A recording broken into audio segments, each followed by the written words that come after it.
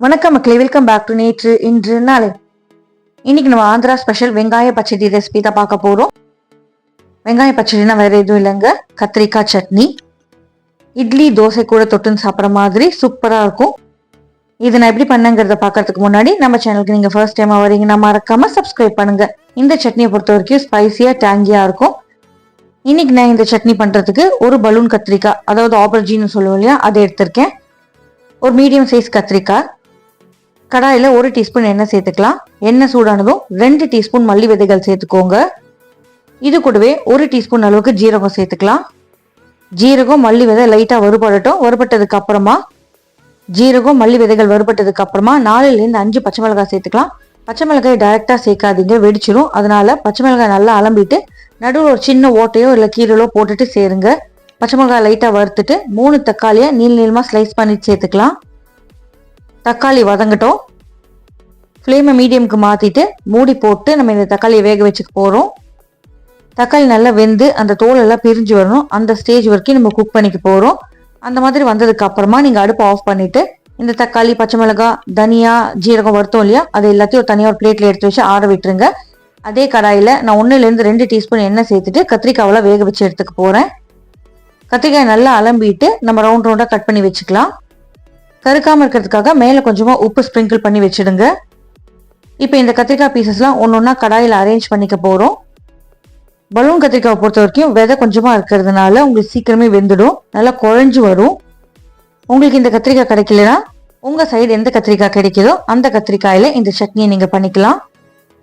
மூடி போட்டு கத்திரிக்காய் வேக வச்சுக்க போகிறோம். மேலே கொஞ்சமாக நான் கருவேப்பிலை தூவி விட்டுக்கிறேன். அப்போ தான் நம்மளுக்கு நல்லா வாசனையாக இருக்கும். அப்பப்போ திறந்து நீங்கள் திருப்பி விட்டுக்கணும். ஒரு சைடு அப்படி லைட்டாக கோல்டனாக ரோஸ்ட் ஆகும்போது நீங்கள் திருப்பி போட்டு இன்னொரு சைடு குக் பண்ணிக்கோங்க. கத்திரிக்காய் வேகிறதுக்கு நம்ம கொஞ்சமாக தண்ணி சேர்த்துட்டு மூடி போட்டு வேக வச்சுக்கலாம். நீங்கள் அப்படியே மூடி போட்டிங்கன்னா இந்த உப்பு வந்து கத்திரிக்காயிலேருந்து தண்ணியெல்லாம் வெளியே எடுத்துகிட்டு வரும். அந்த தண்ணியிலேயே உங்களுக்கு கத்திரிக்காய் பாதி அளவுக்கு வெந்துடும். ஸ்டில் ட்ரையாக இருக்குது, உங்கள் கத்திரிக்காய் வேகலைன்னு நீங்கள் ஃபீல் பண்ணிங்கன்னா கொஞ்சமாக தண்ணி சேர்த்துட்டு மூடி போட்டு கத்திரிக்காய் வேக விட்டுருங்க. அப்பப்போ தண்ணி இருக்கா, அடிப்பிடிக்குதான்னு மட்டும் செக் பண்ணிக்கோங்க. ஒரு கரண்டி வச்சு அப்படி நசுக்கி பார்த்தாலே தெரியும் உங்களுக்கு வெந்துருத்தா இல்லையான்னு. வெந்ததுக்கு அப்புறமா நம்ம கரண்டி வச்சு லைட்டாக அப்படியே மேஷ் பண்ணி விட்டுறலாம். வேகாத கத்திரிக்காய் உங்களுக்கு இந்த மாதிரி மேஷ் ஆகாது, வெந்தாதான் மேஷ் ஆகும். மேஷ் பண்ணி விட்டதுக்கு அப்புறமா ஒரு கைப்பிடி அளவுக்கு தாராளமாக நம்ம கொத்தமல்லி இலைகளை சாப் பண்ணி சேர்த்துக்கலாம். ஒரு கைப்பிடியிலேருந்து 1.5 கைப்பிடி கூட நீங்கள் சேர்த்துக்கலாம், நல்லாவே வாசனையாக இருக்கும். நிறைய கொத்தமல்லி சேர்க்கணுங்க. இப்போ இந்த மிக்சரை லைட்டாக ஒரு பெரட்டிட்டு ஆற விட்டுறலாம். ஆறினதுக்கு அப்புறமா நம்ம அரைச்சிக்க போகிறோம். அரைக்கிறதுக்கு ஃபர்ஸ்ட் நம்ம வறுத்தோம் இல்லையா, தனியா, ஜீரகம், பச்சை மிளகாய், தக்காளி, அதை மட்டும் மிக்சர் ஜாரில் சேர்த்துட்டு அது கூட கொஞ்சமாக புளி சேர்த்துக்கிறேன். தேவையான அளவுக்கு உப்பு சேர்த்துட்டு இதை மட்டும் நம்ம அரைச்சி எடுத்துக்கலாம். முதல்ல வறுத்த மிக்சர் அரைஞ்சதுக்கு அப்புறமா தான் நம்ம நெக்ஸ்ட் இந்த கத்திரிக்காய், அதுக்கப்புறம் கொத்தமல்லி விதைகள் எல்லாம் குக் பண்ணோம் இல்லையா, அதை இதுலேயே சேர்த்து நம்ம அரைச்சிக்கணும். இந்த மிக்சரை அரைச்சதுக்கு அப்புறமா தாளிப்பு கொடுத்துட்டு மறுபடியும் நம்ம குக் பண்ணிக்கலாம்.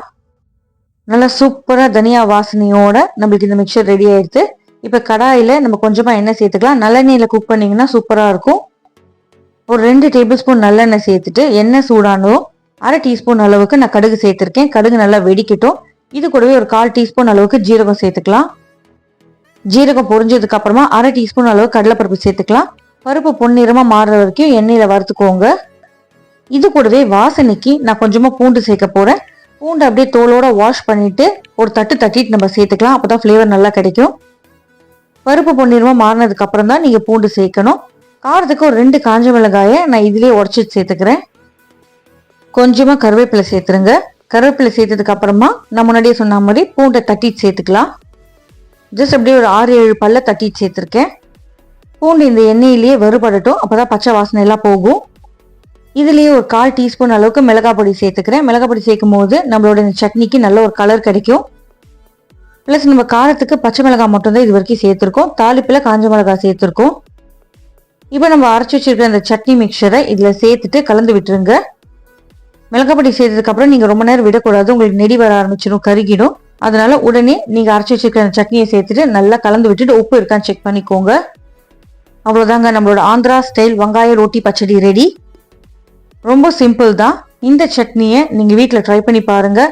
இட்லி, தோசை இல்லைன்னா சாதத்து கூட பிசைஞ்சு சாப்பிடலாம். சூப்பராக இருக்குது. ட்ரை பண்ணி பார்த்துட்டு எப்படி வந்ததுங்கிறத எனக்கு கமெண்ட்ஸில் சொல்லுங்கள்.